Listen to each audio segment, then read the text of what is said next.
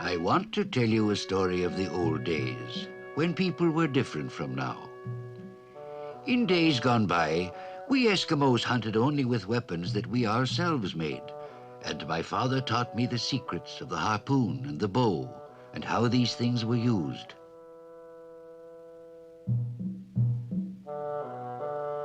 In those ancient times, we had no white man's guns. Instead, we spent much time at practicing with spears. For this, we often made snow bears to test our skill and prepare us for the hunt. You must learn to kill Nanook, said my father. You must learn to harpoon Netsilik. Learn to strike in a vital place. A wounded bear is dangerous and the seal is quick. You must learn the art of spear throwing. Your life and the lives of others will surely depend upon your skill. And so my father made snow bears and taught me how a spear was used, how to kill large animals, and thus provide food for my family when I grew up. All this he taught me while the snow lay thick upon the ground, and summer was lost among the far hills.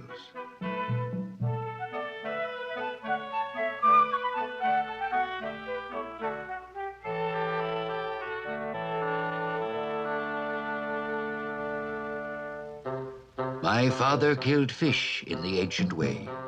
He killed the seal at the breathing holes with his spear that was old as the stones. The song of his spear is ancient, older than the hills. My father killed the caribou at the crossing place. He killed all these in the ancient way. The spear he used was the spear of his father, the spear of all hunters from time beginning. I shall not forget when my father's kayak was swift, when he killed the caribou at the crossing place. I remember the crossing place where many caribou were taken and the great feasts we enjoyed after months of hunger and even famine. And it was my father's weapons that filled the cooking pot.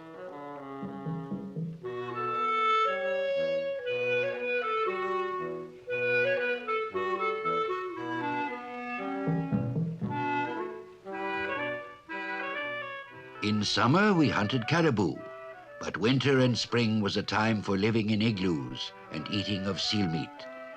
This could also be a time of hunger if the skill of the hunter failed, or Sedna, the sea goddess, turned her face from us.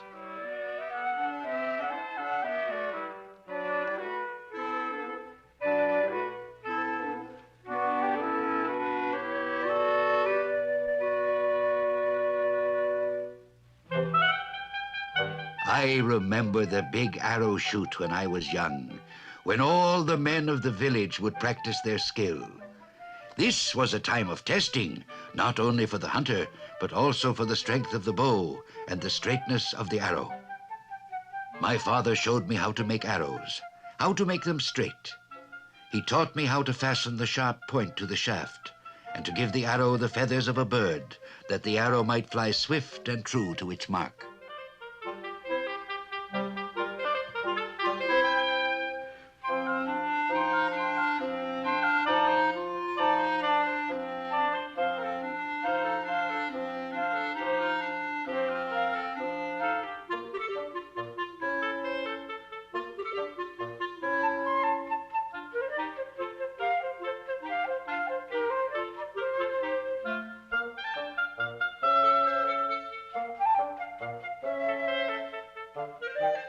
I wanted to grow up and use the bow and arrow.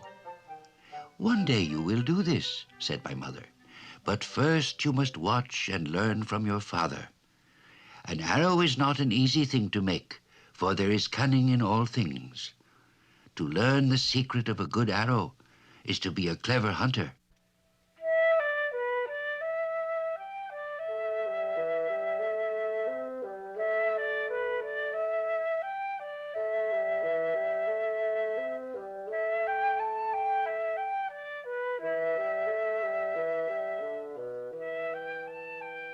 As my father worked, he talked quietly to himself. Perhaps he made a small poem, or asked the air spirits to look with favor on the arrow. My mother sang quietly as she watched beside the tent. As for me, because I was a child, I only longed to shoot an arrow of my own. How far up will an arrow fly? Will it hit the stars or the moon? Said my father, if I am lucky, it will kill a duck or perhaps a fox.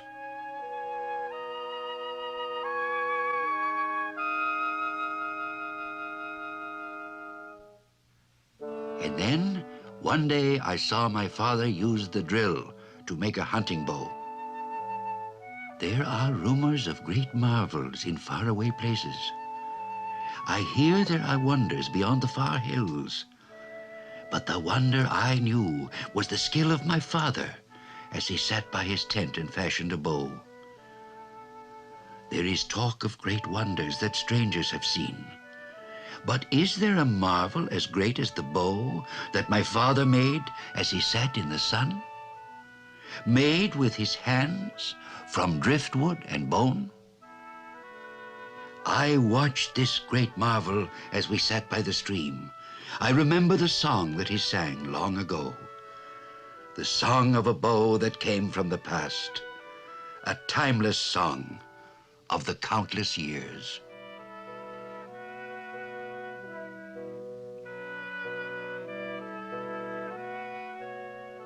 I have an old memory that comes back to me of the time my father made the bow.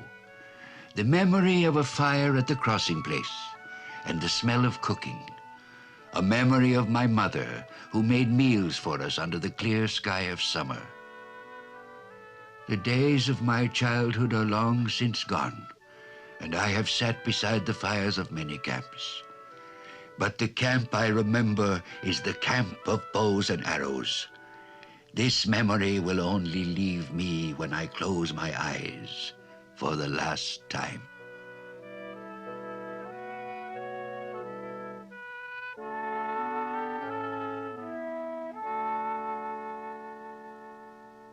The making of such bows is an art that is now almost forgotten. Now the Eskimo has the guns of white men to kill game. But long ago, we made bows of caribou antlers or from wood made strong and powerful with bone.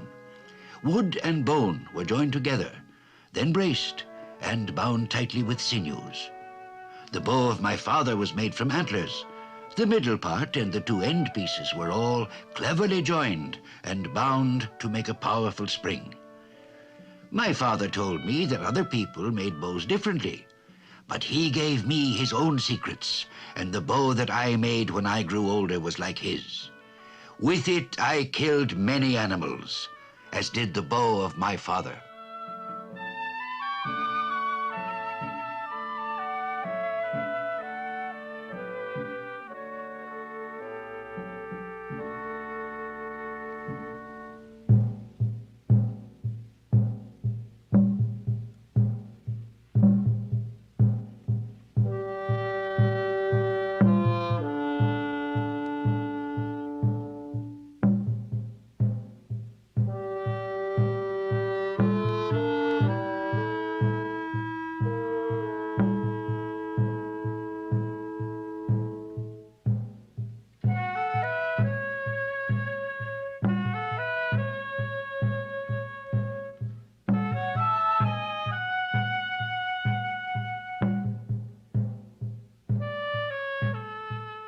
Now I have a good bow, said my father.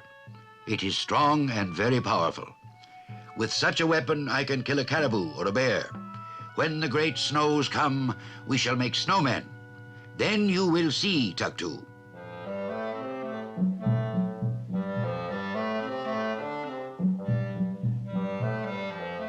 And so it came about that targets were made, and one fine day, my father and all the hunters prepared to show their skill.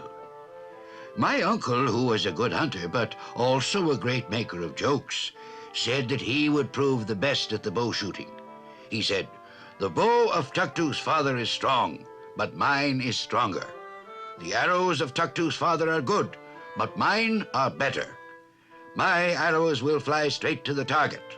You will see." I thought the words of my uncle were strange, but might well be true. Perhaps his skill was greater than my father's. So I waited anxiously and watched as the hunters made ready the snow targets and prepared to shoot their arrows.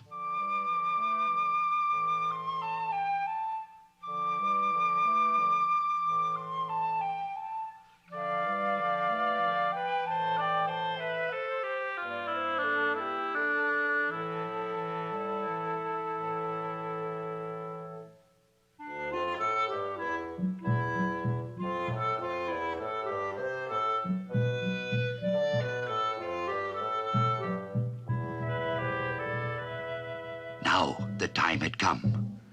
My father took the great bow in his strong hands and bent it to the pull string. The bow was very powerful, but was it powerful enough to overcome the bow of my uncle? We watched and waited. Excitement was big in my throat as the men made their last preparations for the shooting.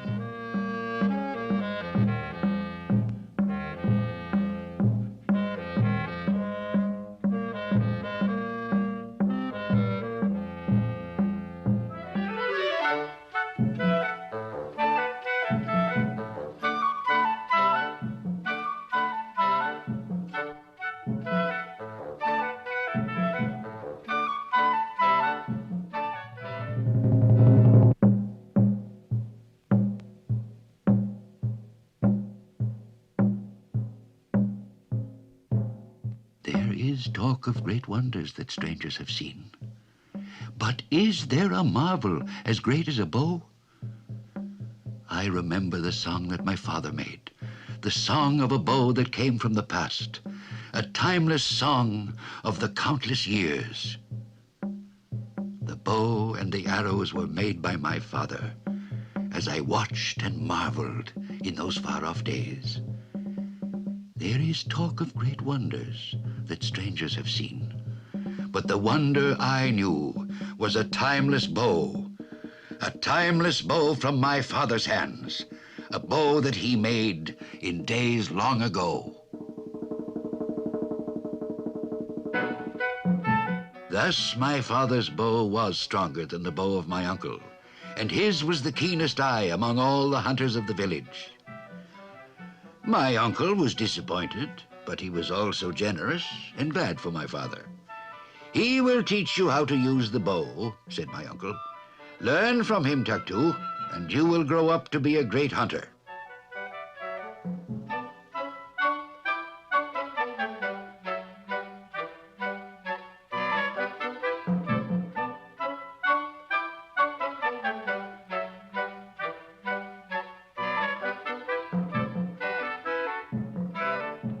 And that is the way we used to live.